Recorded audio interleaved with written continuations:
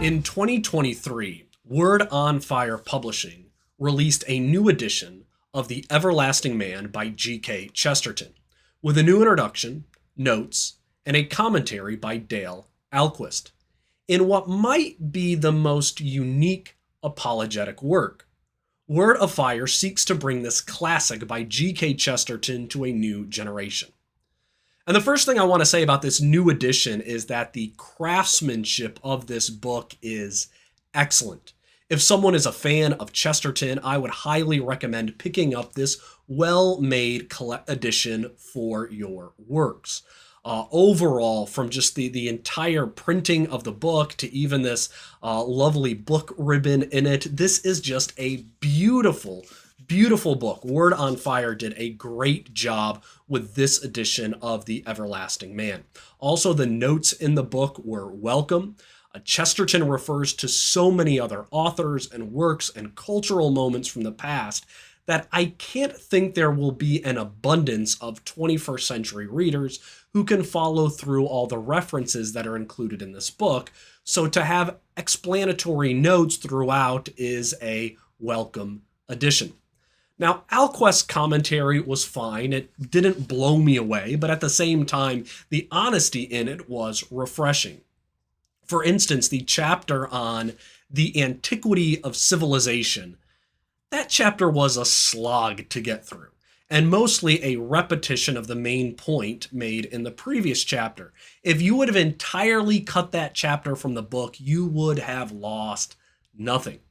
And Ahlquist's admission that the chapter was tough to get through and largely inconsequential was welcome. When I was reading what he was writing, I was like, yes, it's not just me. So I think this is a really good release for both collectors of Chesterton's work, people who are really big fans of his writings, and also for those who might want to dive into his apologetic work, but you might feel like this might be over my head and I'm going to get lost in his logic and wit.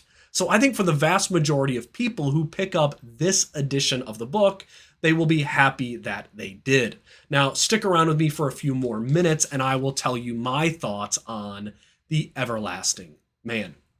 Welcome to Rev Reads. If you want to discover more books that will help you to learn more about apologetics from a variety of perspectives, please subscribe to the channel in order to stay up to date with my most current reviews. And also, please like and share this video with others to help them know about the work of G.K. Chesterton.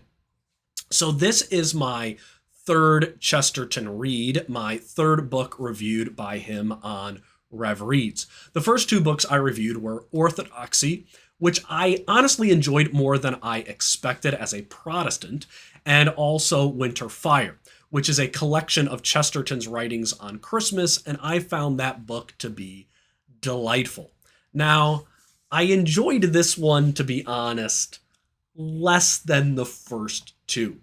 There are places in this book where I kind of felt lost in Chesterton's arguments, and I couldn't tell if it was me or Chesterton who was to blame for all the confusion.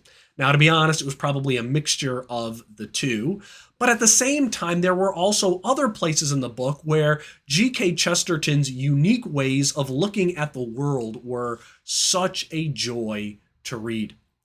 The Everlasting Man is a Christian apologetic work that also works as easily for Protestants as it does for Roman Catholics. This is not an apologetic for Roman Catholicism, but for Christianity as a whole. In Chesterton's words, this book is reductio ad absurdum. Hopefully I got that pronunciation right, but I'm not so confident.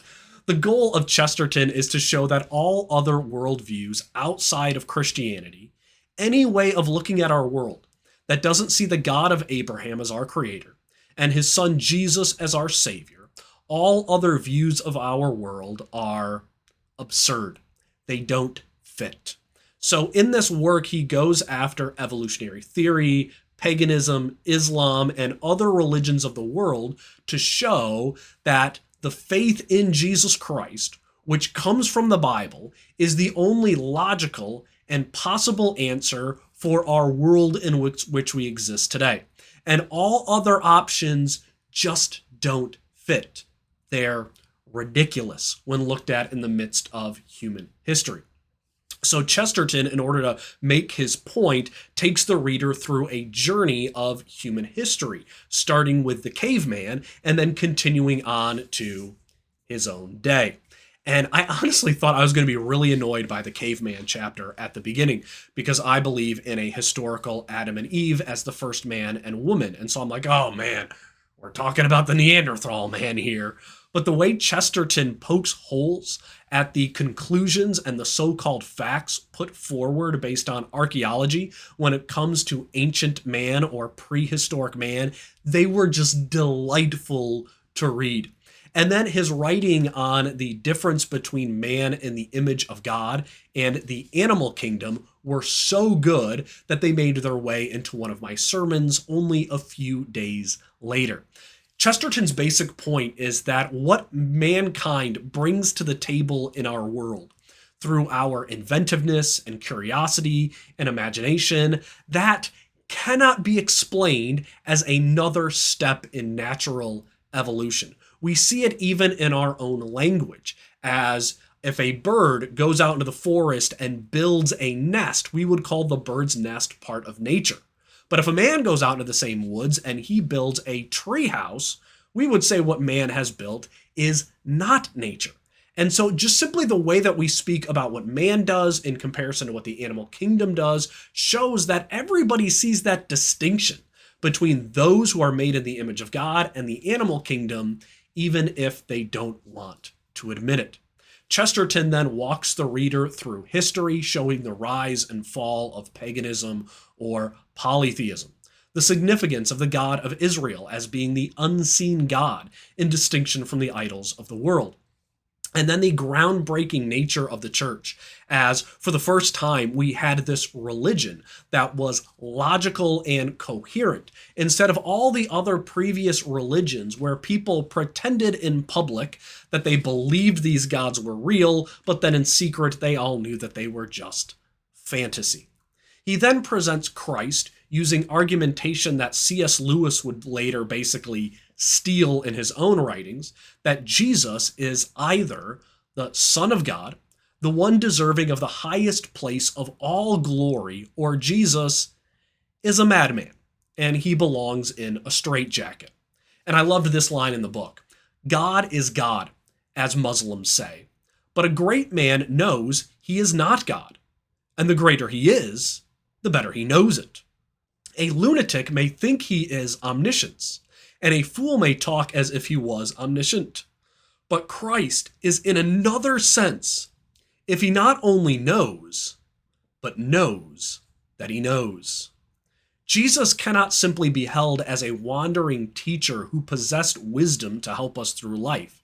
If that's all Jesus is, he had no wisdom to offer for life because he was insane in what he taught about himself, the world, and eternity. Then Chesterton wrote on how Christianity should be viewed as a key, and what he meant is the importance of a key in that a key has a singular specific design that's meant to go in a singular specific lock. A key either fits the lock or it doesn't. Well, Christianity fits the lock of truth and our existence in a way that no other key of any religion ever does. And then the wonderful thing is that when you get the key of religion into the lock, it opens our way to the Lord. Finally, for this review, although there's many other things I could talk about in this book, I also appreciated how he wrote on the resurrections of Christianity throughout church history. It's very similar to what you would find in the writings of Dominion by Tom Holland. And that is, there were these clear moments in church history where the church looked all but dead. It had lost its way. It was teaching basically a false religion very far from the way of Christ and what he taught about himself being the way, the truth, and the life. Christianity looked dead. But we need to remember at the same time, Christianity is also a faith in the resurrection. So we should not be surprised that there will be moments When those who follow Jesus Christ, those who claim to be the church, because of our failure and our weaknesses, it looks like we have shriveled up and laid down to die. But the working of the Spirit can breathe new life into what appears to be dead. Christianity is the only faith that knows how to rise from the dead when it has been chalked up as dead and going into the dustbins of history. So if you pick up The Everlasting Man, I want to prepare you to wade through some difficult waters, to trudge through some hard arguments that might leave you scratching your head in confusion from time to time. But I believe that in the end, you will find helpful arguments and more confidence for your faith in Jesus Christ by wrestling with this classic by G.K. Chesterton.